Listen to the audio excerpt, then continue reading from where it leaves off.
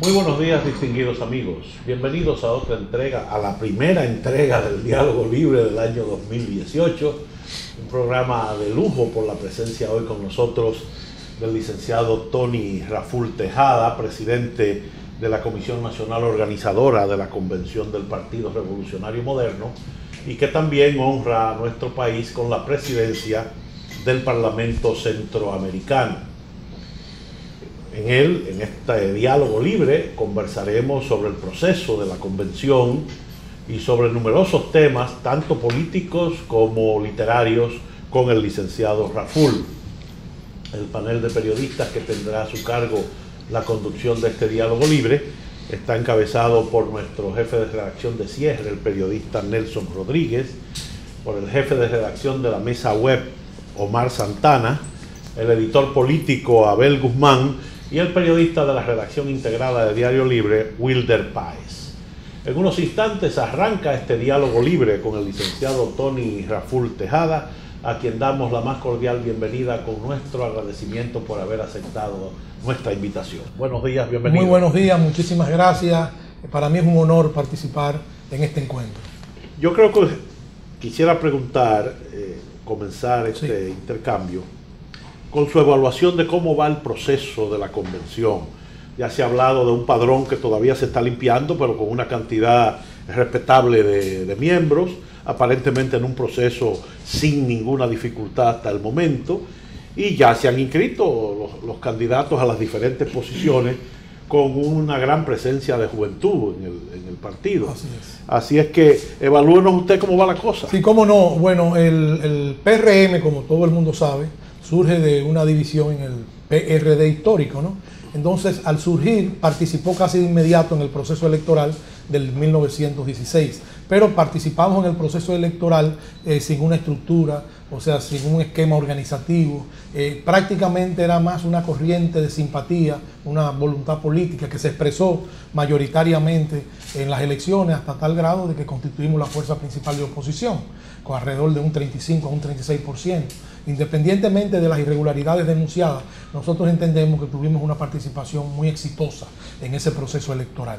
A partir de ahí, la preocupación fundamental del partido era organizarse, o sea, crear las estructuras orgánicas que le dieran sustentación al proyecto político en la lucha por la toma del poder político.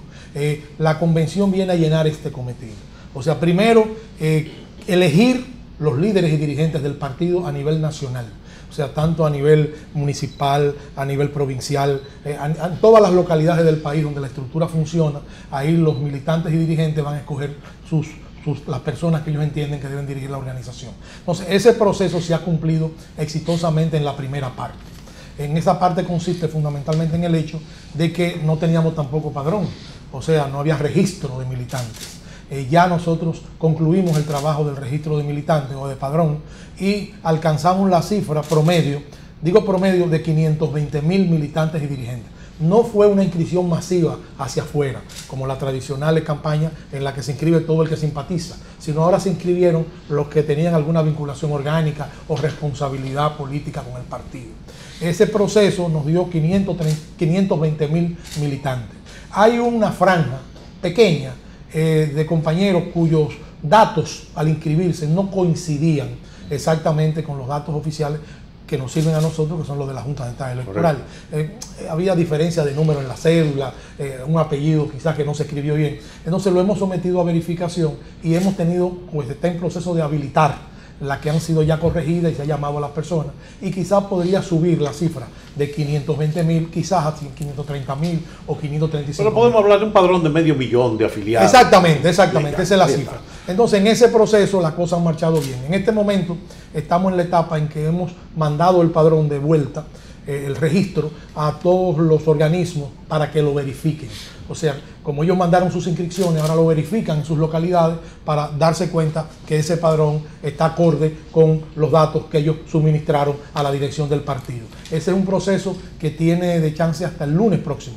O sea, ya el lunes, una semana exactamente, lo iniciamos el lunes, hasta el lunes próximo nos lo retornan y ya damos por concluido el proceso de la verificación del padrón. Luego, una de las tareas nuestras es inmediatamente ya el padrón quede totalmente saneado desde el punto de vista de la verificación, vamos a depositarlo ante la Junta Central Electoral. Correcto. Vamos a ser el primer partido político en esta etapa que deposita su padrón y que además contrarresta la información que se difundió o que difundieron algunos dirigentes de otros partidos de que había que hacer primarias abiertas obligatoriamente porque ningún partido político tenía un padrón propio y que era muy difícil realizarlo. Nosotros lo hemos hecho y lo vamos a demostrar y lo vamos a llevar a la Junta, que es el mecanismo a través del cual podemos verificar la legalidad y autenticidad de los datos que en él están. Eso es por un lado. Esa es otra victoria política que anunciamos, porque además sostuvimos en una entrevista con el presidente de la Junta Central Electoral y el Pleno de la Junta, y así se lo comunicamos y ellos se mostraron muy entusiastas, claro, diciendo que incluso esperan que los otros partidos sigan el mismo camino que anuncia va a seguir el PRM. Por otro lado, iniciamos las inscripciones, ya las cerramos, de los candidatos a los puestos electivos. Como todo el mundo, ya nosotros habíamos informado, para la presidencia del partido hay 4 aspirantes, para la Secretaría General hay 6 aspirantes, para la vicepresidencia hay 118 aspirantes. Quiero decir que para presidente solo hay un presidente o una presidenta. Claro. Para secretario general, bueno, hay 2 secretarios generales, pero para vicepresidente hay 21 cargos. O sea que los 118 van a luchar por ocupar los 21 cargos. Esa es más o menos la cifra de los que se inscribieron. Para secretario general se inscribieron 6 y para subsecretario general hay 126 inscritos. O sea que va a ser una lucha sostenida, importante, que le va a dar lustre al ejercicio de la vida democrática en el país, ya que nosotros interpretamos el éxito de nuestra convención como un aporte a la democracia dominicana. Eso por otro lado. También quiero significar que el Partido Revolucionario Moderno hay campaña electoral abierta ya a partir de cuando se cerraron las inscripciones hasta el día 16 de febrero, porque el 18 de febrero es la votación universal, que la gente llama la convención, sí, pero la convención es todo el proceso. Correcto. Si ese día el día votación universal en todo el territorio nacional, el día 25 hay una asamblea de delegados locales y el día 4 de marzo es la Asamblea Nacional de Delegados que legitima los resultados electorales ya del día 16 de febrero. Pusimos la fecha de 4 de marzo para que se aproximara a la fecha del natalicio de José Francisco Peña Gómez, que ha sido y es nuestro orientador y guía en los términos ideológicos y políticos con los cuales hemos construido o estamos construyendo el Partido Revolucionario Moderno. Esa es la situación en términos generales. ¿Cuántos cargos más a nivel municipal se van a escoger? Hay 40.000 aspirantes inscritos. Hay alrededor de 4.500 organismos. Estamos hablando de posiblemente entre 8.000 y 10.000 cargos serán ocupados por los 40.000 que van a optar por ocupar esa posición.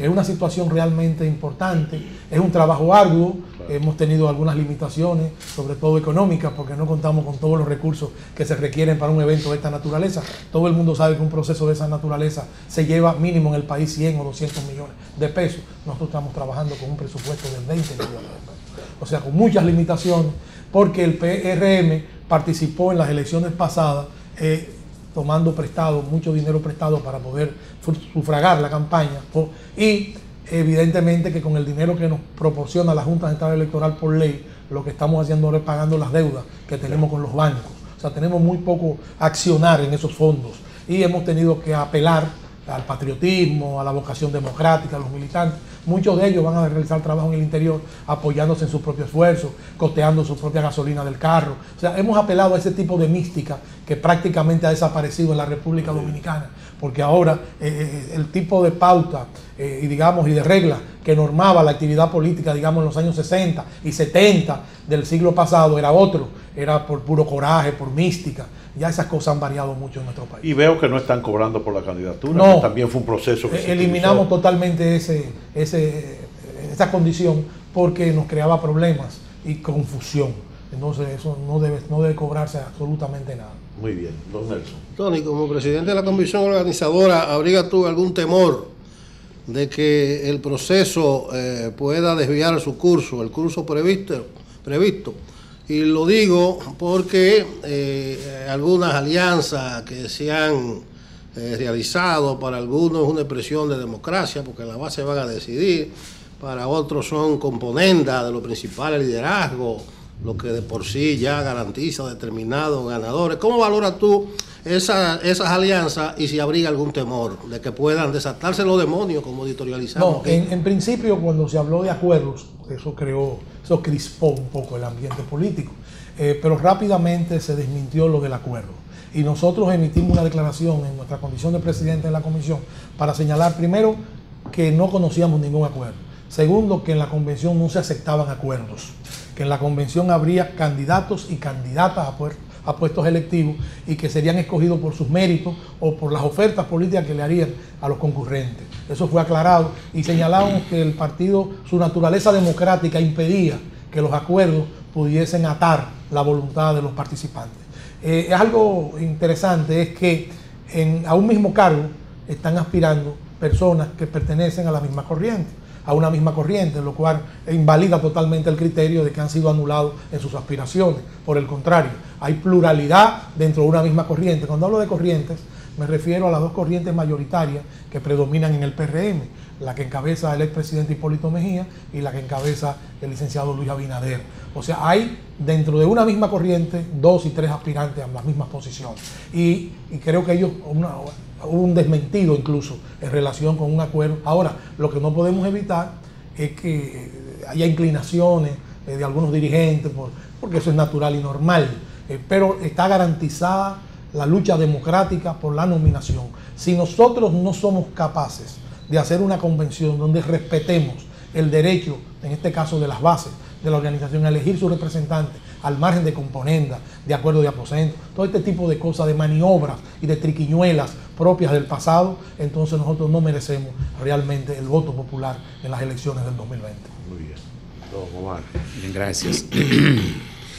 Usted ha hecho hincapié hoy y en otras ocasiones también sobre el bajo costo de este proceso y acaba de decir unos detalles de cómo los compañeros han ido haciendo sus aportes personales para llevar a cabo el proceso.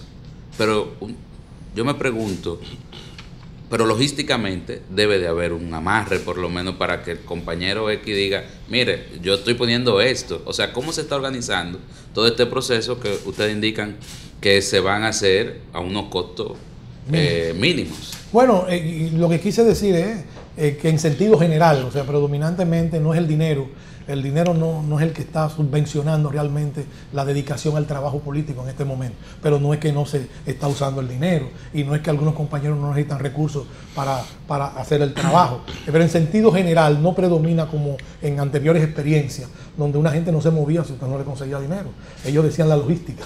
Ese era el término usado. Sí. Si no hay logística, no se movían. Ya nadie pronuncia esa palabra, por lo menos lo que yo he visto en la convención del PRM. Entonces, claro que se buscan colaboraciones. Por ejemplo, el montaje, el día de la convención se lleva un dinero, claro, pero un dinero alto. O sea, un montaje significa muchas cosas al mismo tiempo. Pero nosotros no hemos negado que no se usan recursos. Eso se distribuye con un sentido racional y lógicamente apelando a lo mínimo. Por eso es que hemos podido estar montando esta convención, que yo quiero decirle a ustedes que a mí me ha sorprendido que no he identificado en este proceso la tradicional hostilidad y antagonismo que generalmente se expresa en estos procesos internos de los partidos, que llegan incluso a rivalidades tan grandes que terminan en choques, en luchas personales, en violencia. No lo he notado. Por ejemplo, en la Comisión Nacional Organizadora, la CNO, que yo presido, la comisión está integrada por representantes de las dos corrientes y algunos que otros independientes.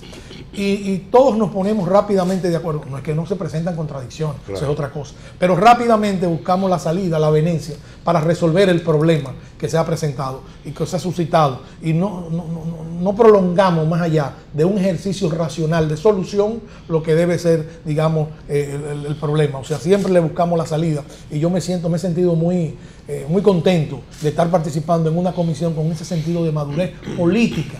Ojalá el país pudiese presenciar las discusiones, me refiero a la Comisión Nacional Organizadora, de cómo rápidamente nos ponemos de acuerdo. Como si las partes hubiesen entendido de que cualquier dificultad, cualquier reiteración de procedimientos, digamos, negativos como los del pasado, arruinarían las perspectivas. Muy bien. Vamos a ver.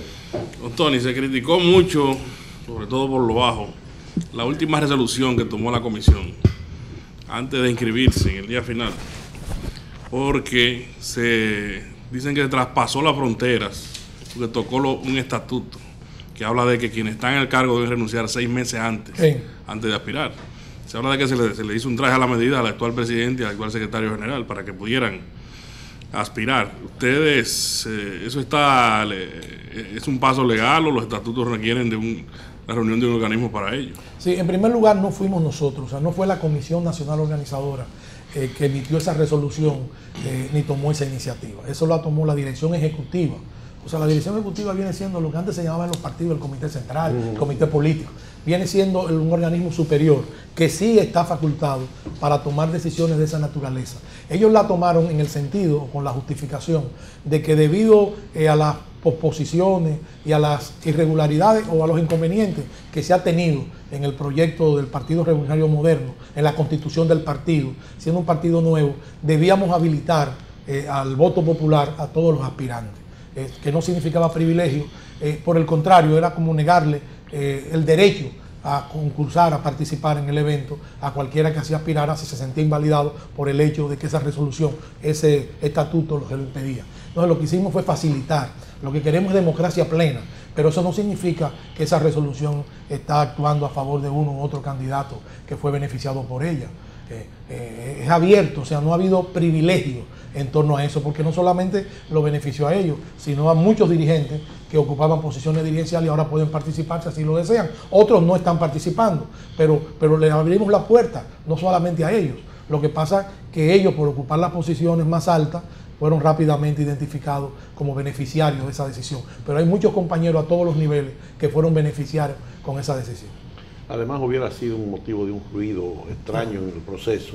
Eso pudo llevar hasta el Tribunal Constitucional. Exacto, por violación de derechos. Le están negando un derecho de elegir y ser elegido, que es el derecho consagrado constitucionalmente.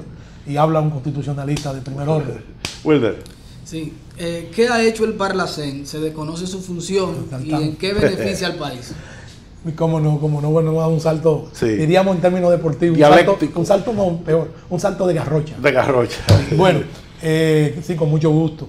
Bueno, tendría que decir como introducción muy breve que el Parlamento Centroamericano se constituyó como organismo centroamericano a raíz de los acuerdos de paz que hubo en Centroamérica como consecuencia, digamos, del pacto entre las diferentes fuerzas que protagonizaron durante más de una década, casi 2 décadas, una violencia generalizada en toda Centroamérica. Hablamos de guerrilla, de contraguerrilla, del ejército, terrorismo, todas esas fuerzas involucradas en ese conflicto que eran un reflejo en gran medida de la Guerra Fría, que todavía predominaba en el escenario de la correlación de fuerzas de Centroamérica.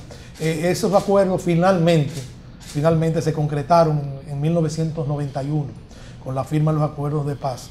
Le correspondió al expresidente de Guatemala, entonces presidente de Guatemala, Vinicio Cerezo, de presidir y firmar esos acuerdos de paz. Esos acuerdos de paz entrañaron o implicaron la creación de organismos comunitarios comunes en todo Centroamérica, empezando por el Sistema de Integración Centroamericana SICA, integrado por los estados centroamericanos, luego se une a la República Dominicana, el Sistema de Integración Económica de Centroamérica, el CIECA, también cumpliendo una función con los mismos integrantes, la Corte Centroamericana de Paz, de Justicia, de Centroamérica, el otro organismo que tiene que ver, que es el Sistema de Integración Social de Centroamérica, y otros organismos, el Parlamento Centroamericano, Parlacén. El Parlacén era de todos los organismos la instancia política. O sea, allí se estipuló que eran participantes en los mismos los diputados electos por cada estado en elecciones libres, participaban, eran alrededor de 20 diputados por cada estado.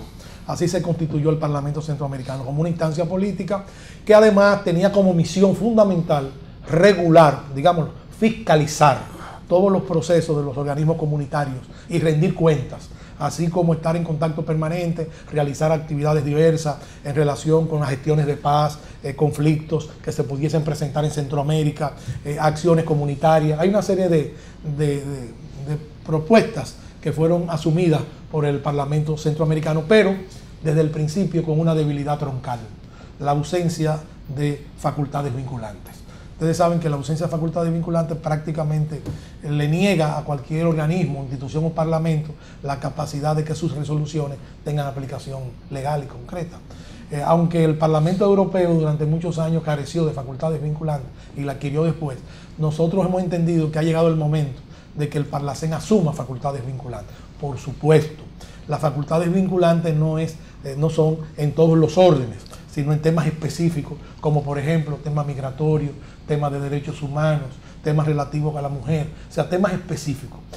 Algunas personas en principio cuestionaron la demanda del Parlacén de que se le otorguen facultades vinculantes, señalando que podría entrar en contradicción con los proyectos constitucionales de cada país. Luego eso lo aclaramos y lo discutimos, de que no entraba en contradicción, porque eran convenios, o sea, caían en el campo del convenio que los congresos nacionales ratificaban en ese tipo de cosas. Entonces hemos estado trabajando en ese proceso. Cuando yo asumí la presidencia del Parlacén hace muy pocos meses, me tocó el honor de representar al Parlacén en la reunión del SICA, que se celebró el 14 de diciembre en Ciudad de Panamá, con la presencia de 8 presidentes centroamericanos, y evidentemente entre esos 8 presidentes, la presencia del presidente de República Dominicana, Danilo Medina, porque República Dominicana pasó a partir de ese día a ocupar la comisión pro tempore del SICA. Entonces en ese evento se le dio la palabra al Parlacén. Entonces allí hicimos una exposición amplia del trabajo que había hecho el Parlacén y de la necesidad ya de que se nos otorguen facultades vinculantes. Incluso explicamos que las facultades vinculantes beneficiaban al sistema de integración centroamericana y explicábamos por qué. La solicitamos formalmente y anunciamos ese día que íbamos a depositar todos los documentos, el protocolo de las justificaciones para poder legitimar nuestra aspiración de que se nos cedan facultades vinculantes. Cuando terminó el acto, yo tuve oportunidad de conversar con los diferentes presidentes, aproveché la oportunidad, claro, que es única. Claro. Para mi grata sorpresa, todos estuvieron de acuerdo con el discurso que yo había pronunciado, en el sentido de que se identificaban con las facultades vinculantes. Tuve una reunión con el presidente Medina, muy auspiciosa, en el sentido de que el presidente Medina de inmediato, que había oído el discurso, me dijo: estoy totalmente de acuerdo con lo que has dicho y te propongo que nos reunamos para afinemos algunas ideas, algunos conceptos en torno a esto, para que nosotros llevemos esa posición conjunta, lo cual me llenó de una alegría inusitada, como ustedes comprenderán, no por mí en lo personal, sino también por los países que integran el Parlamento Centroamericano, que han estado luchando desde hace tiempo por ese logro. Bueno, entonces ahí tuvimos una conversación también importante con el secretario general del SICA. El secretario general del SICA nos manifestó también su identificación con la propuesta de solicitar facultades vinculantes. Incluso coordinamos con él una reunión en San Salvador a finales de enero, en la sede del SICA, porque la sede del SICA está en San Salvador, para juntos discutir algunas ideas para proyectarla en esa propuesta. E incluso él me habló de hacer una rueda de prensa luego internacional, me dijo, para que la Secretaría General del SICA anuncie su compromiso con la propuesta que hace el presidente del Parlacén. O sea que hemos ido fortaleciendo realmente. El secretario general del SICA es el presidente Vinicio Cerezo, que por cierto está en la República Dominicana en estos momentos, asistiendo a un evento de suma importancia que auspicia, que patrocina la Fundación Global, sobre la democracia en América Latina, en la que he tenido el honor de participar como exponente. Entonces aproveché también la presencia de Vinicio Cerezo y me ratificó lo que se había comprometido con nosotros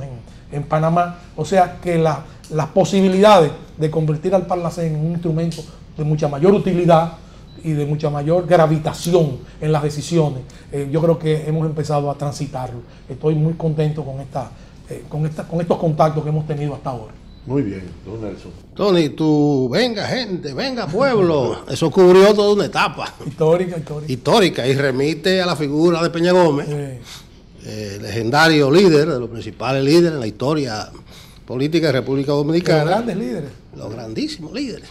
Y hablar de Peña es hablar del PRD, pero también hablar del PRM, porque ahí hay un tránsito indisoluble. Yo siempre he dicho que los PRMistas son realmente PRDistas, por su origen, por el ejercicio político, por su vocación, y aunque diferenciados, evidentemente por contradicciones que no pudieron ser resueltas en un momento determinado, yo pienso que hay una familiaridad ideológica y política y que algún día en el camino, en el curso del camino, podrían haber algunos reencuentros digamos, positivos para la democracia dominicana. A lo que voy es al legado de Peña y al relevo generacional. Sí. Que en el propio PRM no está claro ese relevo. Incluso ahí estamos viendo las mismas figuras de antaño. Incluso padre compitiendo hasta con los hijos. No es el caso tuyo, porque tú no estás candidateándote a nada, aunque Farideh sí. Pero hay en algunos casos que se da que hasta los nietos están lidiando y todavía los abuelos se resisten a echarse a un lado. Diría un poeta, un ocaso que se niega. ¿Cómo tú valoras este tipo de proceso? Porque yo no veo en el PRM un relevo generacional ahí. Mira, Nelson, déjame decirte, de todos los partidos políticos existentes, partidos democráticos reconocidos, el único partido que está presentando una especie de oferta o de opción joven, o por lo menos con liderazgo joven consistente, 10, 15 o 20 dirigentes jóvenes con muchas perspectivas, unos más que otros, es el PRM. No es que no haya líderes jóvenes en otros partidos, no estoy diciendo eso. Lo que quiero decir que en el único partido donde ellos están actuando de manera libre, expresando sus opiniones, proyectando liderazgo, en el PRM, lo cual es muy positivo. Pues yo pienso que el cambio generacional se está dando, ha empezado a darse en el PRM. Por supuesto, el doctor Peña Gómez insistía mucho en una consigna que era siempre unir lo mejor de lo viejo con lo mejor de lo nuevo. O sea, lo mejor de lo nuevo siempre necesita de la experiencia, de la asesoría. Bueno, eso es histórico, no hay que entrar en detalle en esa afirmación. Entonces, lo que nosotros estamos tratando es de ver cómo esa vinculación de lo mejor de lo viejo, en términos de capacidad, en términos de experiencia, en términos incluso de conducta pública honorable, decente, con lo mejor de lo nuevo, en términos de capacidad, no por nuevo ni por joven. Lo nuevo y lo joven en términos cronológicos, pero no lo nuevo y lo joven en términos de capacidad, de elocuencia, de conducta, de convicciones morales y sociales. O sea, es lo nuevo también en ese sentido. Yo creo que sí, yo creo que hemos empezado a caminar ese terreno. Las cosas no se dan abruptamente, porque cuando se dan abruptamente entonces se resquebraja todo el armazón político, ¿no? Pero han empezado a darse, yo lo siento, y yo siento que ahora a partir de esta convención también ese proceso se va a acentuar y va a seguir su marcha, su rumbo hacia un mejor destino democrático interno y como promesa de renovación que tanto se requiere y se necesita. Yo soy un partidario de la renovación, del hecho de que es necesario impulsar esa renovación política, pero sin despreciar, lógicamente, valores que son importantes y que representan, digamos, un activo en el Partido Revolucionario Moderno. Aunque todavía quedan aberraciones caudillistas. Por supuesto. Jóvenes no se atreven a moverse si el viejo no levanta la mano. Por supuesto. Bueno, esas son dependencias todavía que no han podido ser vencidas, pero hay un proceso. El proceso se inició. Y el que no quiere quedar rezagado va a tener que liberarse, ¿no?, de ese tipo de ataduras, que a veces son más psicológicas que otra cosa. No son tantas imposiciones, sino más bien dependencias psicológicas, ataduras psicológicas. Bien, el PRM en este proceso hacia su convención agotó una parte de elaboración del padrón, usted habló de eso ya, en el que estuvieron muy activos sus principales líderes políticos. Y yo me pregunto, ¿qué tanto? Y además será utilizado en esta convención. Y usted lo acaba de celebrarlo bien, cómo se hizo ese padrón. Yo me pregunto, ¿qué tan doloroso sería para el PRM, después de este proceso en el que ha inscrito más de 500,000 personas, como usted dijo, no poder seguir utilizando ese padrón con miras a unas elecciones, a las elecciones de las candidaturas ya hacia el proceso del 2020? No, fíjese que debía advertirlo. Luego de esta convención, hay otra convención más adelante, dentro de un año y medio, es la convención para elegir el candidato o la candidata presidencial por el Partido Revolucionario Moderno. Entonces, para esa otra convención, nosotros vamos a abrir de nuevo el padrón, pero ya para inscribir a las personas que no se inscriben ahora, o sea, no a los dirigentes y militantes que ya estarán inscritos, sino para que se inscriba toda la masa seguidora. Esa es la de Venga Pueblo. Esa es la de Venga Pueblo, Venga Gente. Todo el que simpatice, todo el que se sienta entusiasmado, todo el que entienda que el PRM es una opción decente, política, se va a inscribir. Entonces ahí sí va a participar mucha gente, evidentemente, porque nosotros como partido en estas primeras elecciones sacamos alrededor no sé si me equivoco, 1.600.000 votos, alrededor de 1.600.000 votos. Ahí va a acudir mucha gente a inscribirse y ya ahí tendremos un padrón desbordado, no desbordado en el sentido irregular, sino quise decir enriquecido, con una gran masa de gente que va a tener ya una decisión política y va a elegir el candidato o la candidata que considere que es el más idóneo para encabezar una boleta en la República Dominicana. Yo tengo una gran confianza en lo siguiente, ¿no? Por supuesto, todo esto siempre y cuando el proceso continúe encarrilado de la manera en que lo está.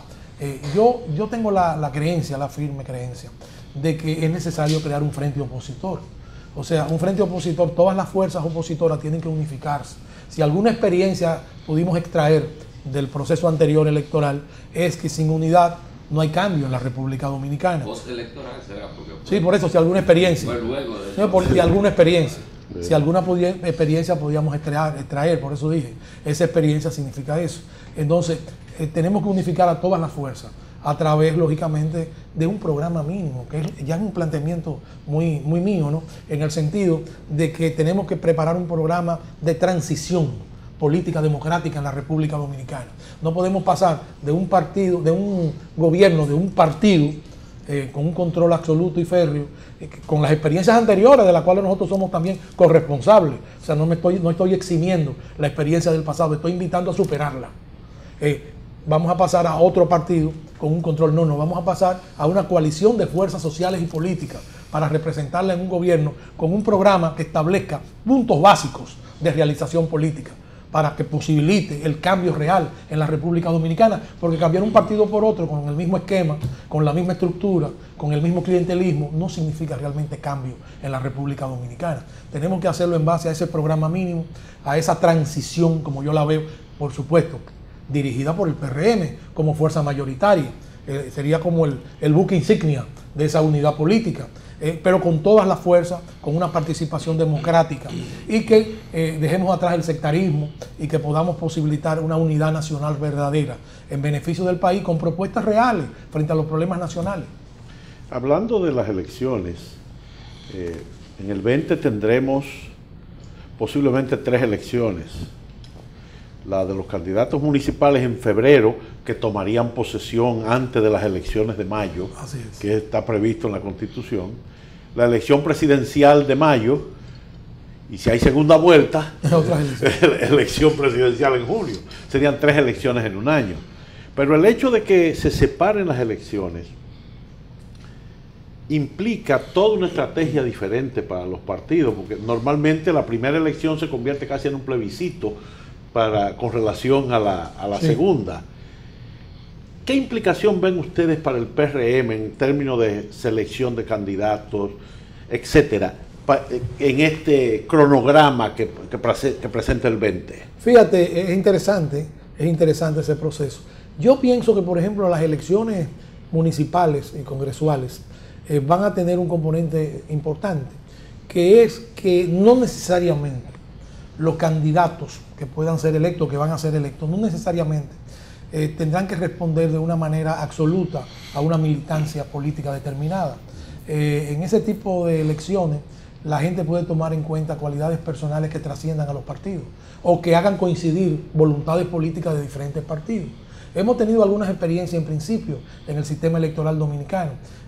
Personas, por ejemplo, por las cuales militantes de otros partidos han votado en elecciones sin ser de su partido, porque han reconocido en esa persona calidades suficientes para desempeñar las posiciones electivas. Eso se dio, no quiero hablar en términos más específicos, pero eso se dio en las elecciones pasadas. O sea, ese proceso podía decantarse de una manera mucho más clara en elecciones de esa naturaleza, ya diferente a las elecciones presidenciales, donde ya la radicalización del proceso implica compromiso partidario, pero podrían darse, no estoy diciendo que esa va a ser la regla de ese proceso.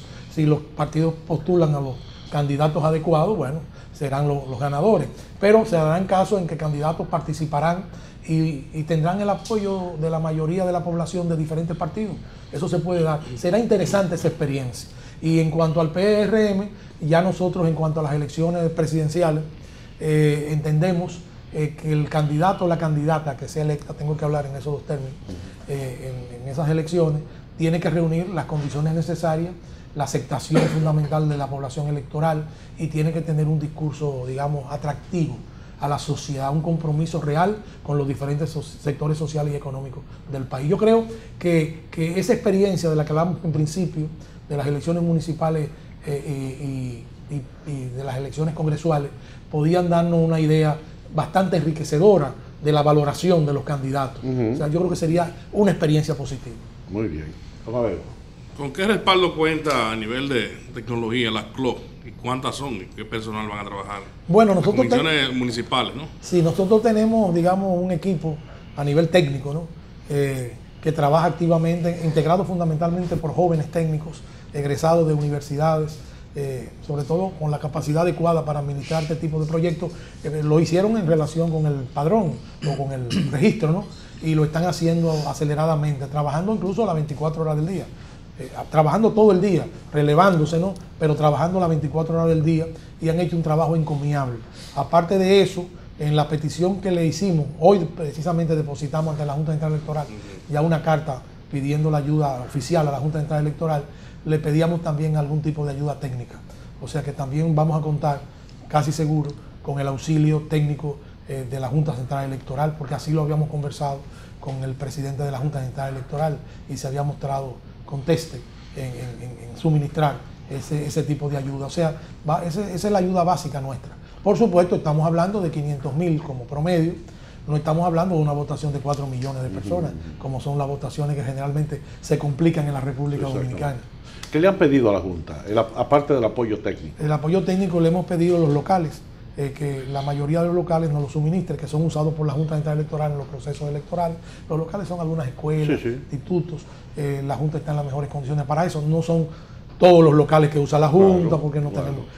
Incluso la misma votación, no siempre se vota, no siempre votan todos los que están inscritos en los procesos convencionales, ni siquiera en las elecciones, pero en los procesos convencionales a veces vota un 50, un 75, un 60%.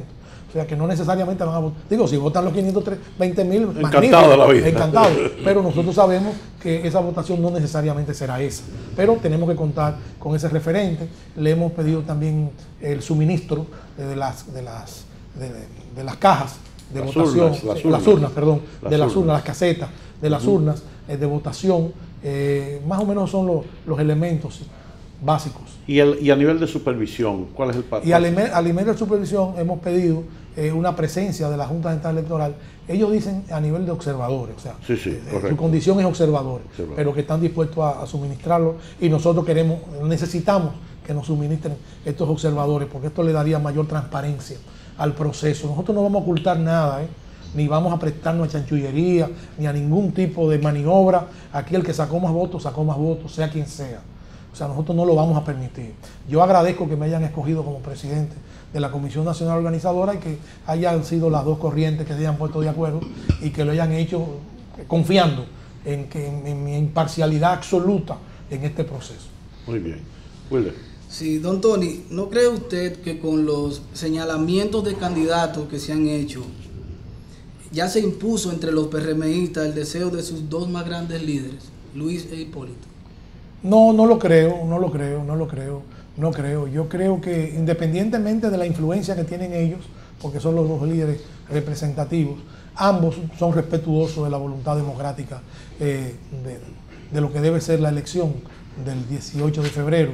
Fíjese que después que se habló de ese acuerdo o de esa asociación de orientaciones y simpatía, jamás se ha vuelto a hablar de ese acuerdo, ni nadie ha visto ese acuerdo, ni ha habido rueda de prensa para anunciar acuerdos, ni informaciones. Y además nuestra comisión tiene muy limitado, digamos, para no usar la palabra prohibido, que no me gusta usarla, pero no admite ni reconoce ningún acuerdo de ninguna naturaleza. Sin embargo, Carolina y Paliza dijeron que iban a trabajar, a hacer giras en común. Bueno, ya esos son los deseos. Ese es el discurso del deseo en un proceso electoral. Otros dirán quizás lo mismo o harán también su campaña para agenciarse votos. Ellos están en campaña electoral y hay que respetar ese derecho.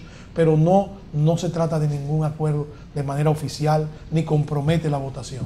En la votación puede resultar electo cualquiera, Cualquiera de los que está participando, tanto a la presidencia, a la Secretaría General, puede resultar electo.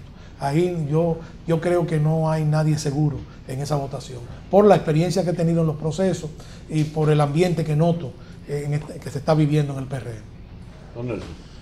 Vamos a hablar un poco del ejercicio de la actividad política y la responsabilidad del dirigente. La actividad política y con ella los políticos está muy cuestionado a nivel de la sociedad. Hay mucha desconfianza, la mayoría por sus mismos actos se ilegitiman. Tú, por la experiencia acumulada, debes tener una visión muy acabada de cómo tienes tú, que es debe ser el dirigente político, transparente, diáfano. Pero yo te voy a hacer una pregunta, y que ojalá que no se preste a confusión, en dos vertientes. Acuérdate que en la campaña electoral sazonaron mucho una visita de Farideh a Funglode, y se dijo que ahí se amarró la candidatura, que hubo un apoyo de Leonel. Alguna gente, y vuelvo al Parlacén, no entiende cómo tú derrotaste a la candidata del PLD, con más de un 50% de los votos, pues se supone que es el partido de gobierno. ¿Cómo se dio ese proceso? ¿Hubo algún amarre?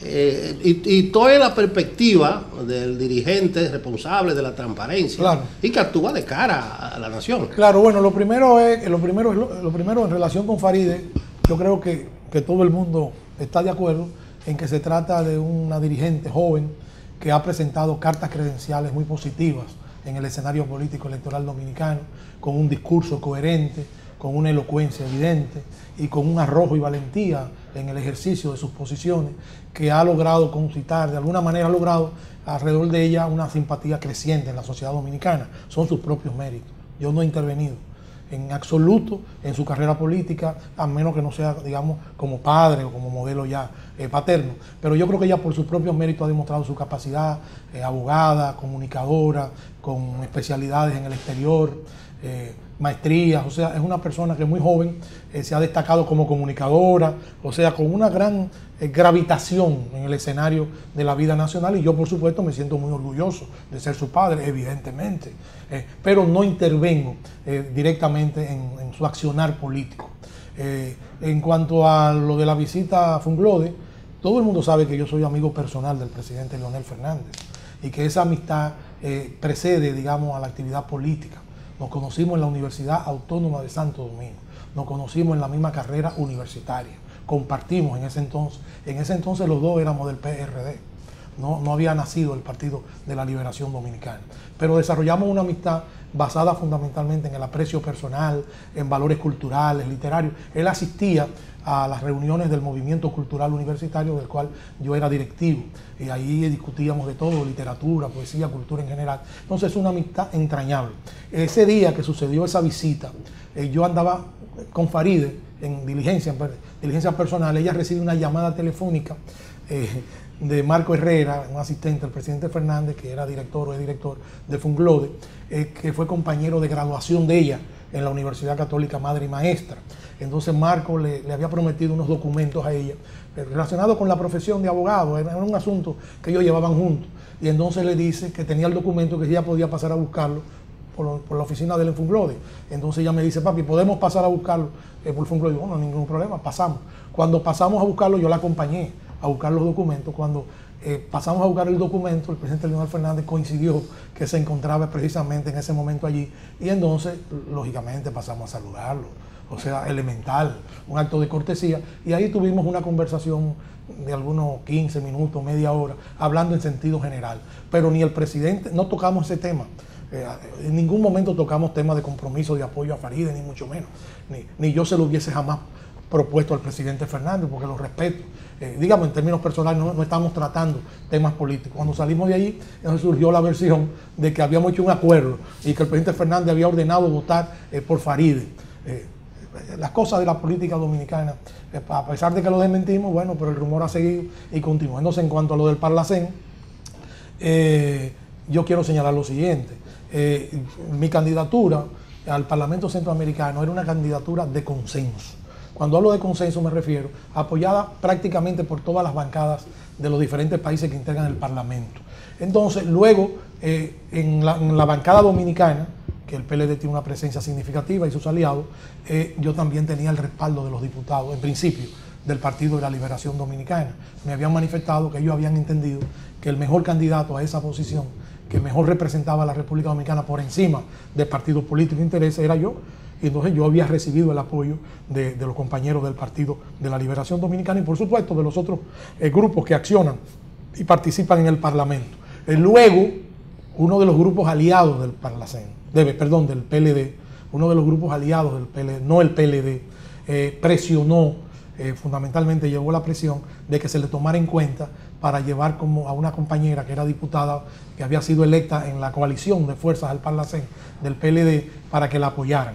Entonces esto se discutió hasta en el comité político del PLD, pero el comité político no asumió ninguna decisión, sino que formó una comisión para evaluar los candidatos, el que mejor representaría a la República Dominicana. Esa comisión jamás rindió informe ante el comité político, ni el comité político aprobó ninguna resolución de apoyo a esa candidatura. Sin embargo, sí hubo un pronunciamiento que se produjo del secretario general del PLD, mi querido amigo Reinaldo Pared, donde anunciaba que el PLD apoyaba a la candidata que se oponía a nuestras aspiraciones. Pero ya era tarde, pienso yo, la mayoría de los diputados del PLD votaron por mí.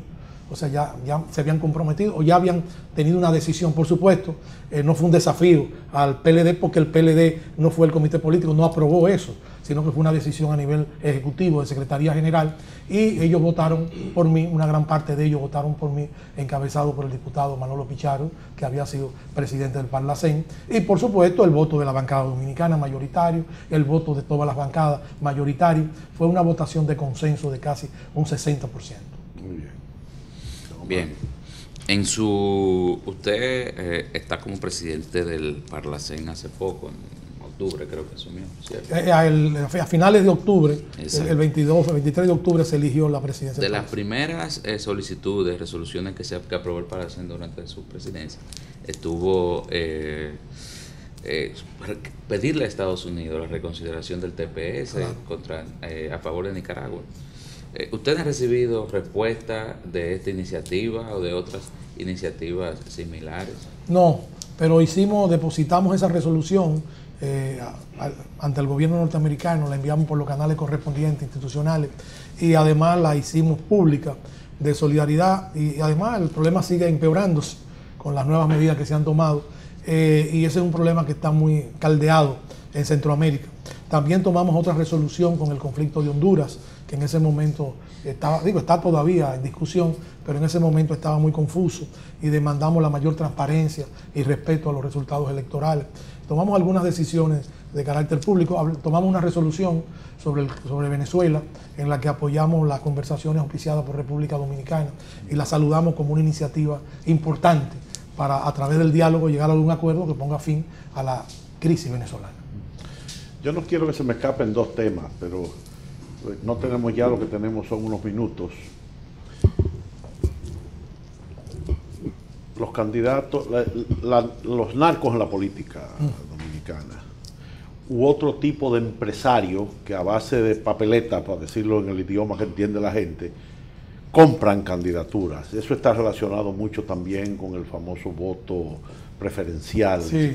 ¿Cuál es la opinión de Tony Raful? Y después deme 2 minutos para hablar de Castillo Armas. Yo quisiera preguntar, reforzando esa pregunta, si usted tiene alguna regla para que papeleta no mate a mentiras. Sí, cómo no. Una de las decisiones que se han tomado para tratar de ir adecentando ese proceso, que a veces se nos va de la mano, es precisamente exigir, digamos, una carta de buena conducta, una certificación de no estar condenado por asuntos vinculados al narcotráfico en el país o fuera del país. O sea que las indagaciones hoy se realizan con cierta celeridad, o sea, no como en tiempos anteriores, que era un trámite muy dificultoso. Hemos estado elaborando ese tipo de planteamiento como exigencia para que nuestros candidatos a puestos electivos sean previamente depurados. Por el peligro que hay, siempre se filtran. A mí me da a veces pena con los candidatos en campaña electoral presidenciales, que se retratan con el primero que se le pone al lado. Sí. Entonces no pueden rechazarlo. Claro. Porque entonces, pero mira, es un comparón, o es una persona, mira, arrogante. Entonces tienen que retrasarse y ahí se retratan con cualquiera. Y resulta que a veces son narcos, son capos. Digo, se han dado casos. Y eso a todos los dirigentes políticos pueden correr ese riesgo, todos los dirigentes políticos. Hemos tomado esa medida porque aquí la política dominicana hay que adecentarla. O sea, yo lo que digo es que a partir de ahora nosotros tenemos que iniciar un nuevo proceso Entonces, parte del adesentamiento de la política es precisamente limpiar la política de este tipo de traficantes, de este tipo de bandidos, que lo que hace es que corrompen la actividad política. Y en cuanto al voto preferencial, yo incluso en un evento que celebró la Junta Central Electoral hace algunos años, recuerdo en Boca Chica, en el Hotel Hamaca, con la presencia de los directivos de la Junta Central Electoral, yo planteé ahí que debía eliminarse el voto preferencial, porque era una fuente de corrupción a todos los niveles.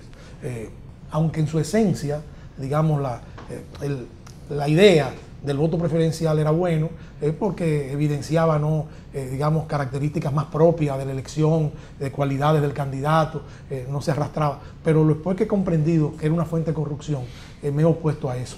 Lo cual no quiere decir que no hayan sido electos por el voto preferencial, gente limpiamente por el voto masivo, popular, pero siempre existe la tentación, la contaminación del proceso. Yo creo que eso hay que revisarlo, y creo incluso que ha habido una reflexión en torno a eso en la propia Junta Central Electoral y en el Congreso Nacional. Creo que ha habido alguna reflexión crítica respecto al voto preferencial. Pero los candidatos no tienen tope de gasto, o sea, que uno pueda invertir 30 millones en su candidatura y el otro no pueda llegar a uno.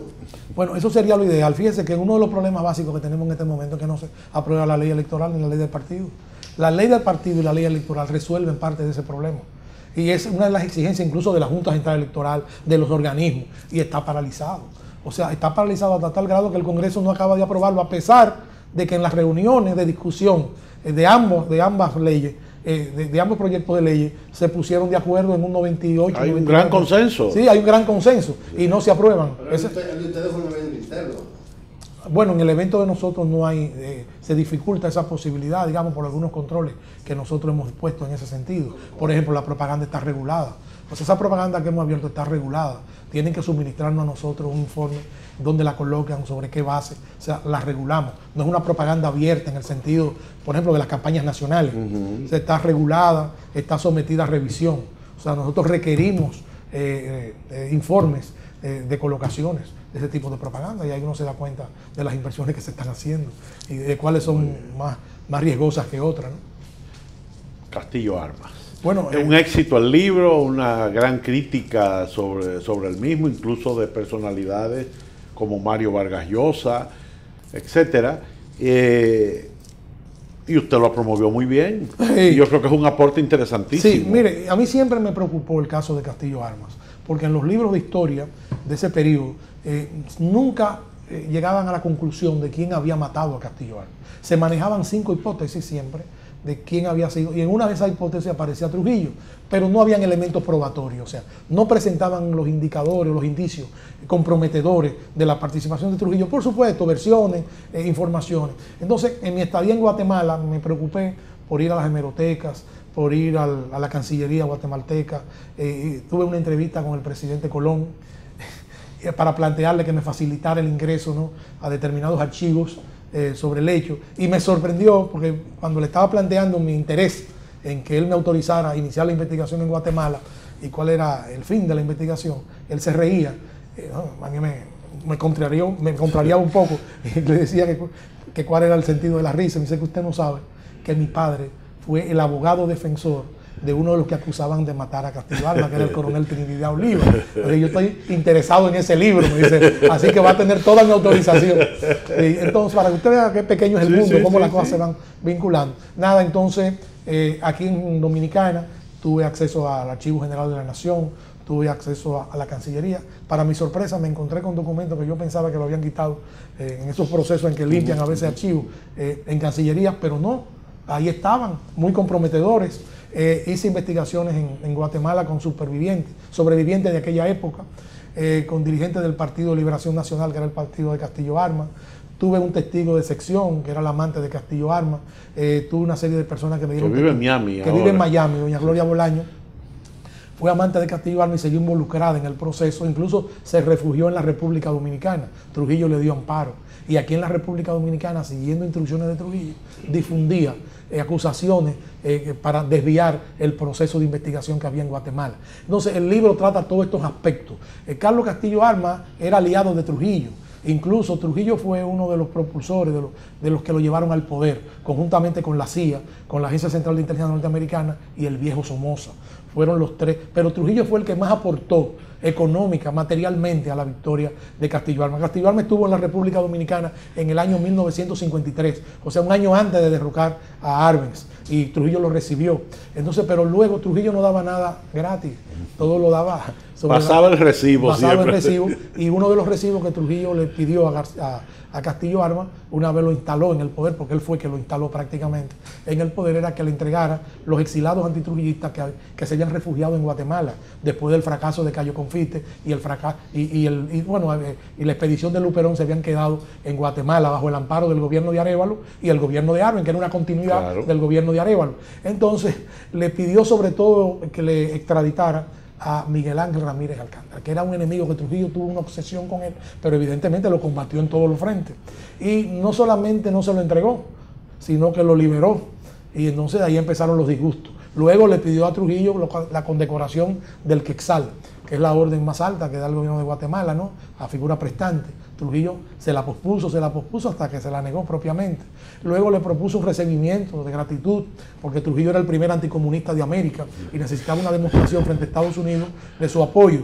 Imagínate, un ego como el de Trujillo también se lo negó, mientras se lo daba ese recibimiento a otro gobernante.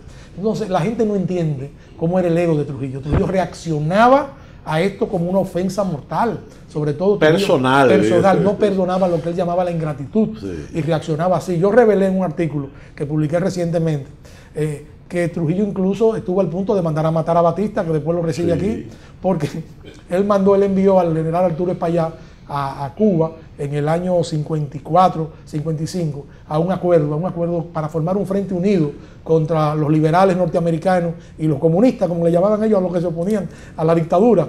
Y entonces Batista, en una forma imprudente, le dice al enviado, al emisario de Trujillo, dice, bueno, tenemos que hablar, pero eso es secreto, eso no puede ser público. Y entonces cuando se lo comunican a Trujillo lo que dice textualmente, lo voy a repetir, la palabra de Trujillo es, oye, pero ese sargento de mierda, vamos a derrocarlo inmediatamente. Inmediatamente estaba comprando a un jefe del ejército cubano, que posiblemente la consecuencia era matar a Batista, en la operación Pañuelos y Tomates, que eran bombas y explosivos. Oye, por nada, porque Batista dijo que lo harían en secreto. O sea, él se sintió que Batista se sentía avergonzado de exhibirse en una alianza con Trujillo. Por eso cuando Batista llega aquí refugiado, huyéndole a Fidel Castro, Trujillo lo encarceló, lo pateó y lo sacó de este país. Y le cobró un dinero enorme. O sea, le cobró las armas que le mandó. Le cobró las armas que le mandó y hablaba mal. Del único dictador que Trujillo no hablaba mal de lo que salieron huyendo fue de Perón, que era un amigo personal de Trujillo, y que le advirtió a Trujillo que estaba en una situación muy difícil, sobre todo que se cuidara de la iglesia, que vendría a jugar un papel importante, digamos, en el desmoronamiento. La iglesia lo derrocó a él, y había derrocado a Perón. Entonces, pero le quiero decir esto, que es interesantísima la historia, es incluso apasionante, porque ahí se van a ver incluso los vínculos, y de cómo Johnny Aves García, el siniestro personaje de la dictadura de Trujillo, que estaba en México como agregado, fue trasladado a Guatemala para ejecutar ese crimen.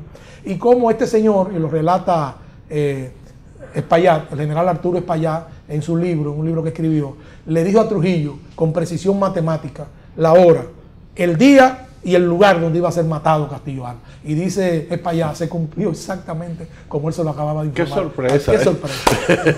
¡Qué sorpresa! Entonces el libro trata todas estas cosas, la recreo, ha tenido una buena aceptación, no solamente en el país. En Guatemala yo lo presenté con historiadores, con personas vinculadas a la historia de Guatemala, y ha tenido una buena difusión. Y vamos a tener otras puestas en circulación en otros lugares, en México, en otros lugares, para seguirlo proyectando.